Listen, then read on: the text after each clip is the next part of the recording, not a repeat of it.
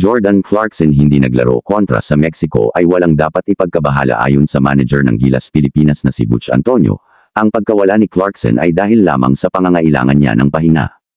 Ang desisyong ito ay ginawa dahil si Clarkson ay labis sa pagsasanay mula nang dumating siya sa Pilipinas 2 linggo na ang nakakaraan.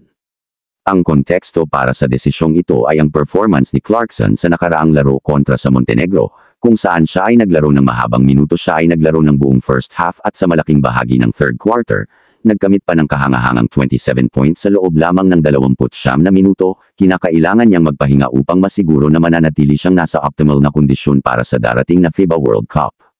Ipinahayag ni Coach Chot Reyes ang kanyang tiwala sa pagiging handa ni Clarkson na maglaro, at binigyang diin na ang kanyang pagkawala sa laro kontra sa Mexico ay dahil lamang sa layunin na magpahinga.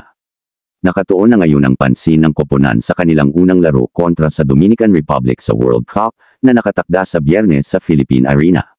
Matapos ito, may mga karagdagang laro ang Gilas Pilipinas kontra sa Angola sa August 27 at laban sa Italy, na nasa ika-10 na pwesto sa mundo, sa ika-29 upang makumplito ang unang yugto ng group phase.